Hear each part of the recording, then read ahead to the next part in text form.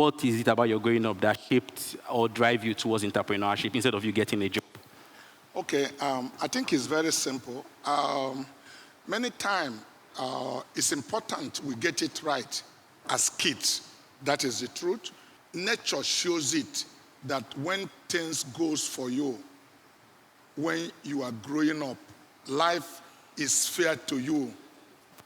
People have discovered that necessity is a mother of event. When life throws things at you and you decide to survive, if you cannot see food, you have to invent how to eat. So the death of my father supposed to be disadvantage to me, because many of my peers in my generation went to school because their father was there, they were taken care of. But I knew what hunger was like. You know, when you find kids that are growing up, they don't get filled up easily. But we have an adage in our vernacular that the food cannot fill a child is when he lives with his parents. When he lives with a stranger, they just give you enough to eat. Whether your stomach is filled or not, that is your own pot of soup. So I went through poverty, hardship.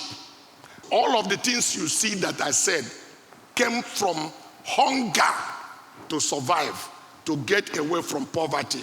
I don't say this for you to feel sorry for me. I went by my uncle that I was living with because the food were not enough. I went where they had young vegetable to scoop what is on the ground. Not that I put hand inside the pot to take a meat in the pot, but to scoop what is in the floor. I didn't know there was a black soap down there. I chewed the soap. So for 1 week, my teeth was foaming because there was no toothpick by then. You make like this again, the foam come up. If you go through such hardship, you will grow allergy for poverty. This is what my growing up used to be. It wasn't long, the Civil War broke out. We couldn't farm. We did everything to survive. Everything that has leaf is vegetable. Everything with 4 legs, it doesn't matter what you call it. It's a protein. Yeah. So I ate rat. Sorry if you don't like it. I ate lizard. This is true. My mother will not touch the pot. But if we don't do that, we'll die. It's about survival. True. You need to know how determined you are when somebody wants to take your life and you need to fight back. So coming from that background, you don't need to tell me to be careful. Children mess up a lot because they know their parents will always take care of them. And I knew if I fool around, I am totally on my own. Yeah. Nobody will take care of me. So that put all determination in me to go. I still tell parents today, don't wait. A lady, I was talking to a lady, her child was 6. He said, when will I start training the child? I said, how old is he? He said, 6 years. I said, you missed 6 years of that child's life. You should start training the child when he's in the stomach. You lay hands over that child, start praying, positioning her or him where he wants him to be. At that 4 or 5 years, you can observe your child to see what he has natural inclination to. Because you can go to school and they will teach you everything, but you can become only your best when you operate in your gift. Interesting. When you operating in your gift, something drop in you that is called untaught knowledge. The English people call it intuition, and those of us spiritual call it inspiration.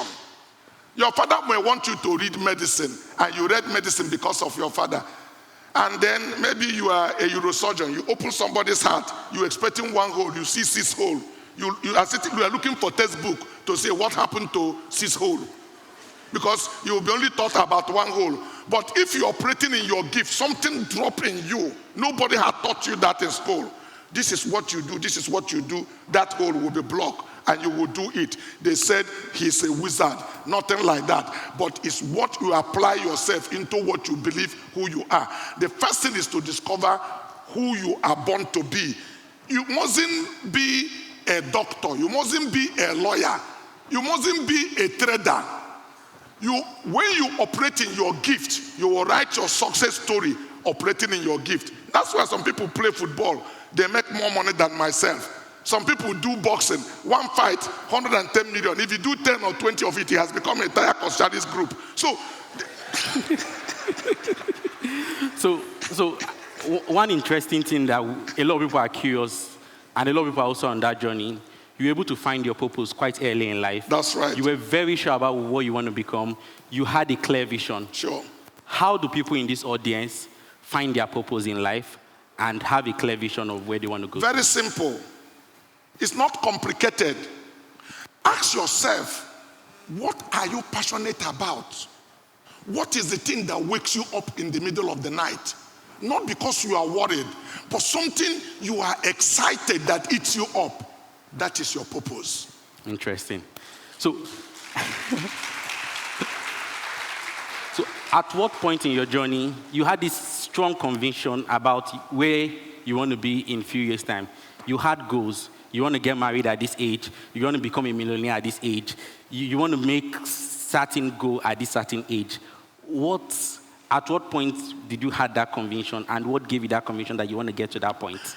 You know, when I said everything is possible, it sounds like I am talking out of point. But believe me, everything is possible. The word impossible does not exist. If you get that word impossible, put comma and I am. What is telling you I am possible?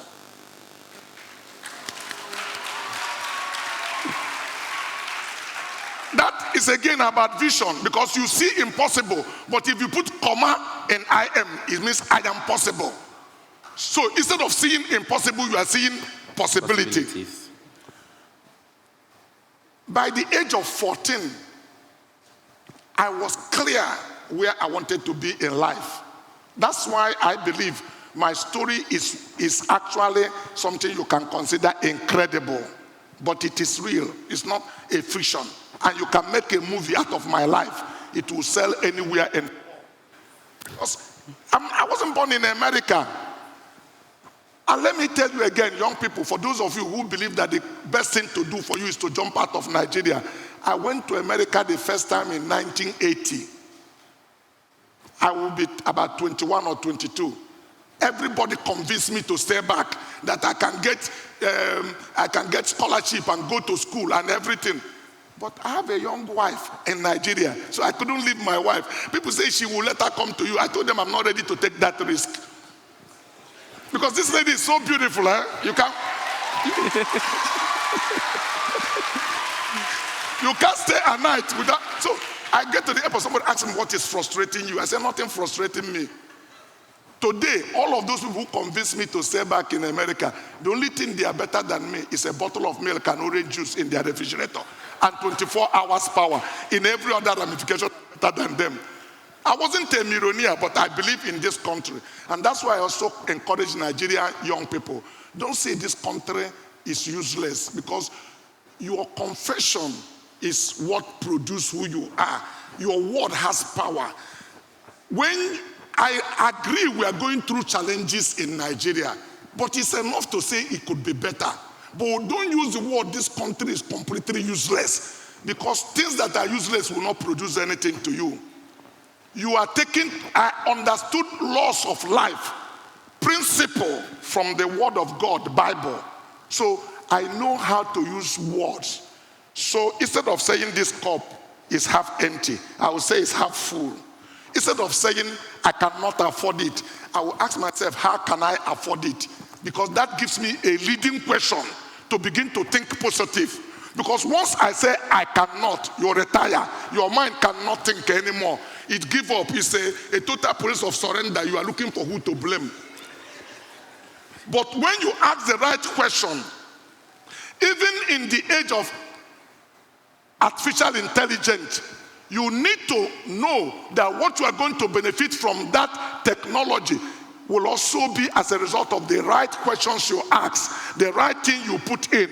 Because if you keep on asking wrong questions, it's never going to give you anything positive that will help you. What I mean is that by 14, I already knew I would go places. Let me tell you one of the things you would say is not possible.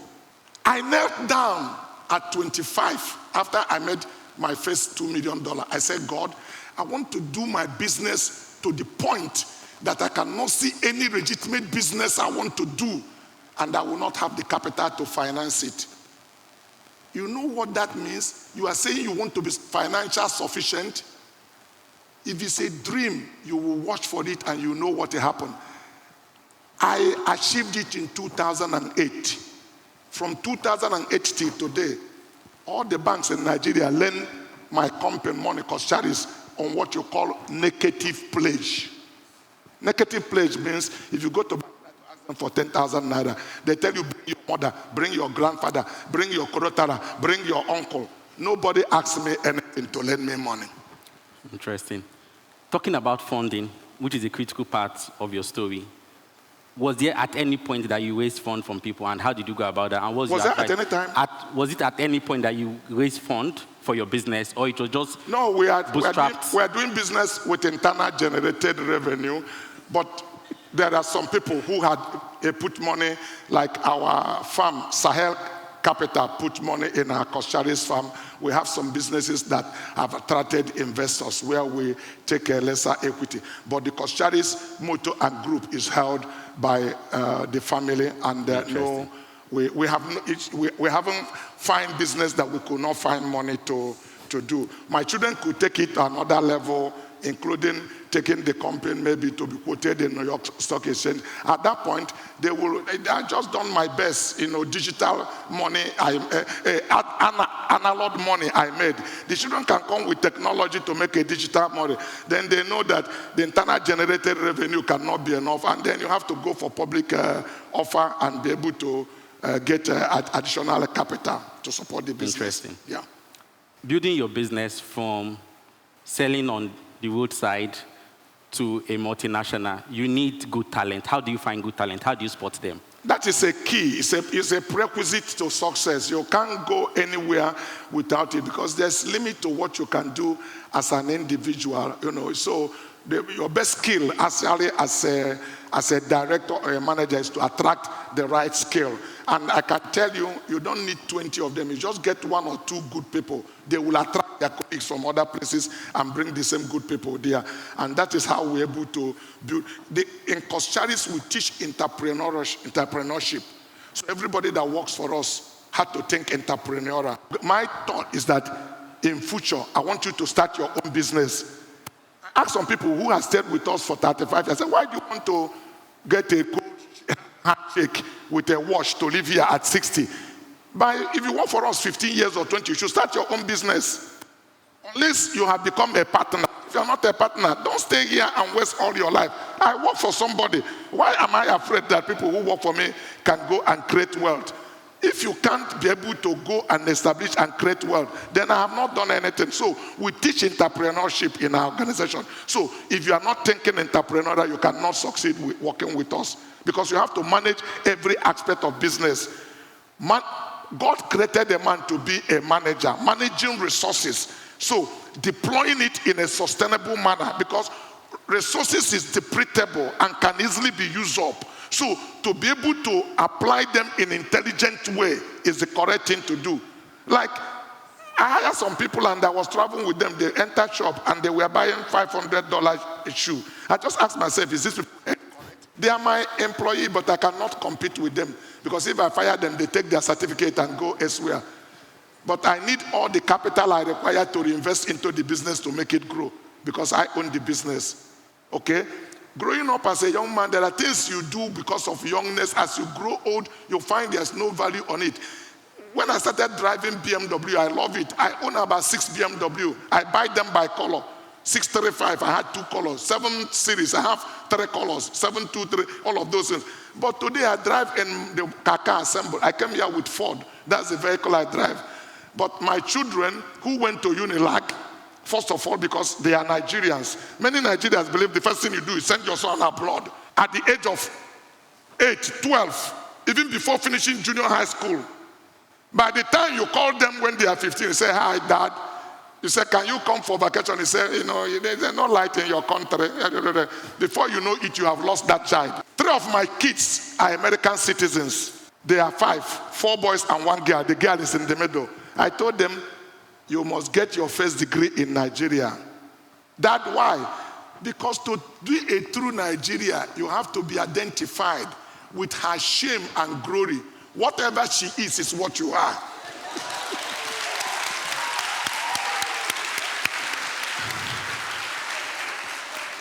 That's why after their first degree, my second son went to US, Massachusetts, to do his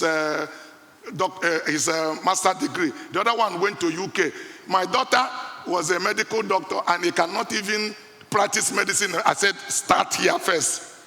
And I never allow any of my kids to take a car to Unilag while they were undergraduate. Because many problems we have are parents that are delinquent, raising kids, not child delinquent. Because you can give a child a knife that was supposed to use to cut potato and they become a weapon in his own hand because he doesn't know how to manage it. But if you grew that child to the age, today it's those boys that decide which car I drive and nobody decide the car they drive. But I made them go to Unilag without driving car. Thank you so much. It's really nice getting to know more about your parenting style. We want to know about your leadership style. My leadership style is very simple. I believe in people. I have empathy to my staff.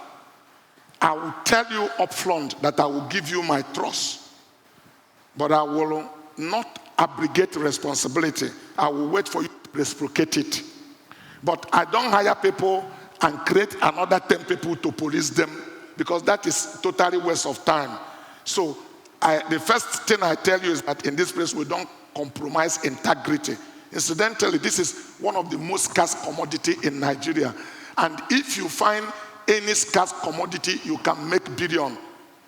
The reason why bank lend me money on a negative pledge is not because I am Coscharis, it's not because anything, but the banks know that when you lend me money, you go and sleep. BMW, Jaguar Land Rover, company that are 200 years. Ford had a business with me, exchange rate move. I am owing them $120 million. To be able to pay them, I have to take a head cut of $20 million. For the first time, they told me they never believe that that money will come back intact. I pay. If I need to sell everything I have, I sell. And when you now want to take a reference, I don't need to tell you who we are. People will tell you who we are. That's the culture we want to build in our organization. Knowing that it's not only good for them working in Coscharis, but this culture can take them anywhere in the world. That our word is our bond. Go check in the industry. They will tell you if you want any good company to do business with, give it to Coscharis. You can go home and sleep. Interesting. I was listening to an interview of yours recently, and you were explaining a story of a bank that is about liquidity. A lot of people were selling their shares, but you held your shares in that bank. And just the next week, a lot of people, 2 different bank MDs were looking for that shares of that bank, and they came to your house to negotiate. At the end of the day, you sold the shares for that bank way higher than you would have sold like the shares earlier on. What drives your decision-making process? Okay, let me make it clear. I made money very early, and I invested in a different institution. Okay, you may know, before Ike came to Access Bank and I brought them in, I was owning 24.7% of Access Bank. And I invested in other bank. So I was sitting in 2 public quoted bond of a bank. So this bank share went bad, this particular one you are referring to, and everybody think the share were selling below book value. But I'm a great believer in my instinct. My staff, we were having a meeting one day, I told them, minimum, I will sell the share of this bank, 5 naira. They all busted into laughter. It was like, this man is a daydreamer. Oh yes, I'm a great dreamer. I dream, real dream, but not the one you are dreaming snoring. I keep my eyes open dreaming. I don't sleep while I dream. I'm looking now and I'm dreaming. So while I stay here for another 30 minutes, I'm looking for how can I provide solution that will earn me money here. So that's why today I do sachet water, I do bottled water, I do everything. Now, coming from the question you asked me, Very simple. I held on to the share of that bank, believing things will change for me to sell it at a market value. One of my co-director in the bank at the time, I offered him, before Central Bank disbanded the board, I offered him to buy his share at 3 naira so that I can take over his position to be able to turn it around. Because the worst thing that can happen to you is to go do business with people who do not understand what business did. Before BMW appointed me, I put in 1 million naira when you needed 1 million naira to run a merchant bank in a company that handled BMW before called Ultimate Motor. They let Dr. Umar Mana and Alhaji Bashut Tofa are the major investors. But these are not typical business people. I lost the whole money.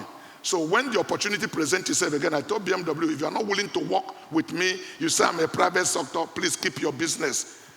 But if you like, give me a chance and assess me after 2 years, because the manifestation will be the interpretation. So, and we run the business successfully. So this bank, we started, some of us in the board had a problem. So the man said no. I said, okay, can you buy me out at 2 naira? I'm ready to sell to you whatever I have. Take it. But if you are willing, I buy you out at 3 naira. He said, I'm showing him money power. Instead, they let everything scatter. I told him nothing will scatter. But eventually, Central Bank kicked out the board, and the share of that bank dropped below book value. I prayed about it, went to my office. One fateful afternoon, somebody called me, a managing director of a bank, that he had, that the share was up for sale. I said, yes. He said, how much is it? I never forgot. I told him 5 naira. He said, why are you selling 5 naira? Somebody told me you offer him 3 naira. I said, you can buy it from the person that offer you 3 naira. I own a share. You are telling me what somebody told you. It's okay. He will call me back. About 2 hours after, another general manager of another bank called me, said he understood that this share was up for sale. I said, yes, it's up for sale. He said, how much is it? I said, 6 naira. The first price they asked me is that, can you sell it 5 naira? I said, no. It's okay, he will call me back. This is real life story. That's why you cannot only keep one business, because there are other business you have that will give you opportunity for quantum leap. When MTN came to Nigeria, I put $5 million in MTN. I bought it in dollar. I hold the share in dollar. Okay, so this guy called me again. The first person called me by about 1 o'clock that afternoon and said, okay, he wants to tell me he's coming to my house this evening with his managing director, his chairman, their company secretary, and 2 other directors. I said, for what? He said to come and close the transaction. I told him the price has changed.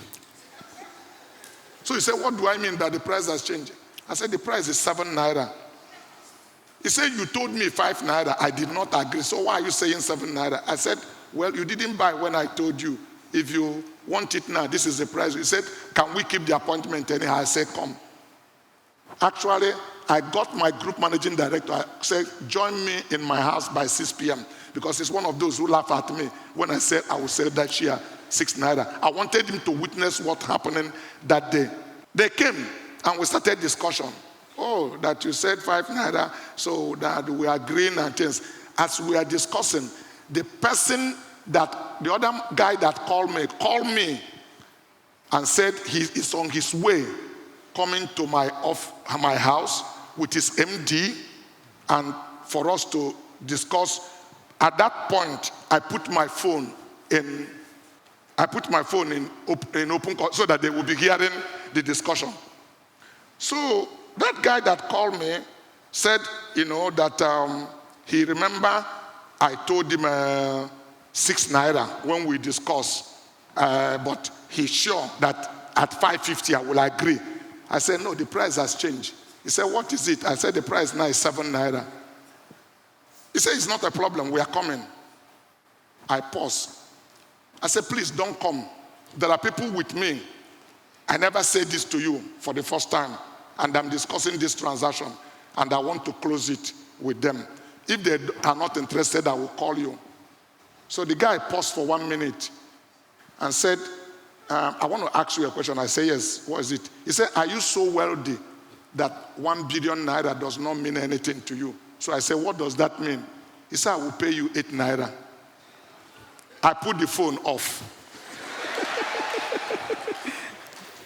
So the other people say, let us conclude. I said, conclude what? The price has changed. Their chairman was there, their managing director, their company secretary was there. I told them, I said, the price has changed. They said, okay, let them go and have a meeting. We went out, my managing director said, oh, God, stop this thing now. You are behaving like a child. Look at this. If the people are interested, let's collect money from them. I said, shh.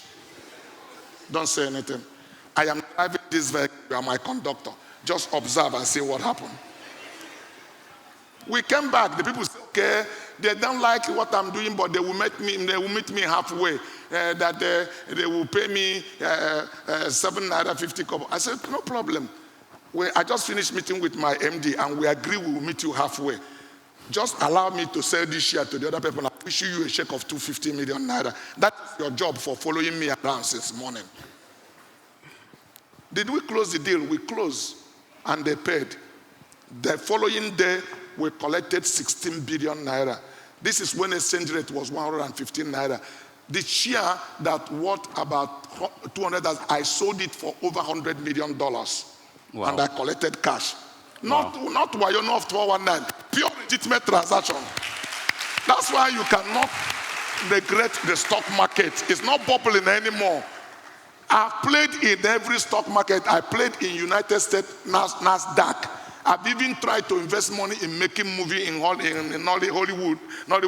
But that one, they will tell you this movie hit market and make 300 million. This one hit them. They never told you about the 1,000 that went under the ground.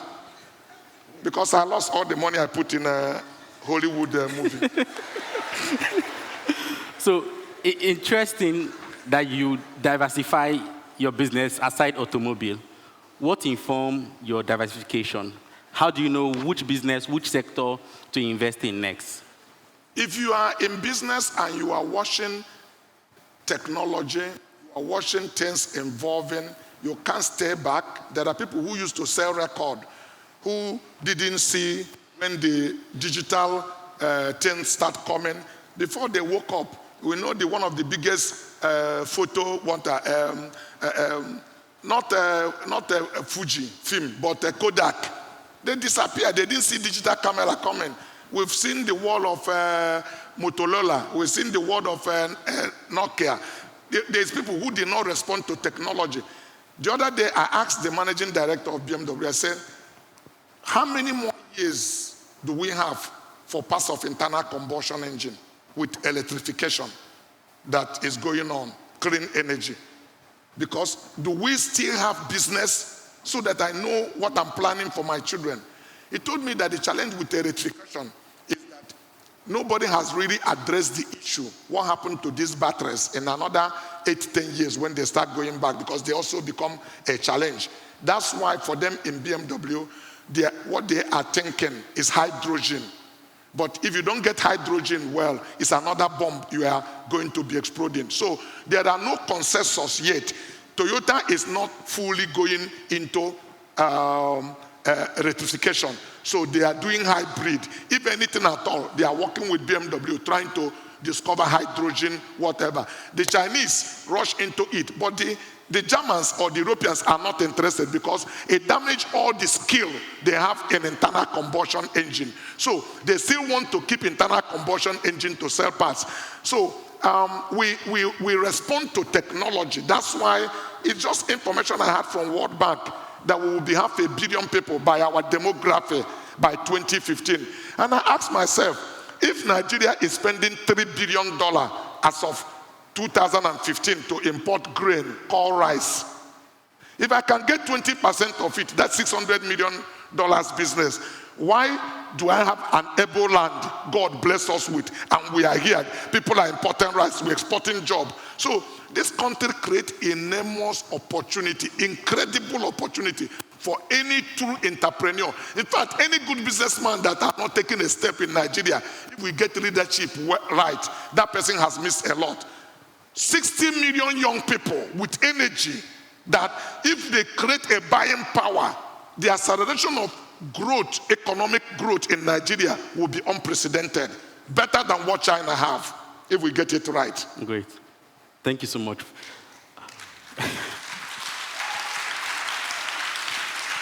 So one final word from you. We have young Dr. Cosmas in the audience that is 25 years old currently. Dollar to Naira rate now is 1,750. A lot of people say the economy is not good. Sure. What would be the advice that you give to that young person that want to become future Dr. Cosmas? To have the right mindset. My very good friend did the job for me 90%. Stop looking at the problem.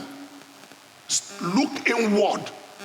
Everything you have to make you great is not outside of you. When people say your future is ahead of you, no, the future of a tree is in the seed. It's not in future, it's in the seed. All you need to do is to get a fertile ground that has moisture. If you play by the rule and put that seed there are 10,000 fruits that is in one seed, but it has to go through the process of getting into the ground and then growing. So if you can get your mind and get away from negative people, if you have a vision, you choose your friends. You don't want to be all this hang around, follow everybody to belong. You have already mixed direction. Because you are supposed to be a leader, when you have a vision, you have a sense of direction. Those people should follow you. It's not you to follow them. I didn't follow nobody. And those who did not follow me had missed road. Fantastic. Right mindset and have a vision and your network. Thank you so much, Dr. Cosmas, for your time. You can take a picture.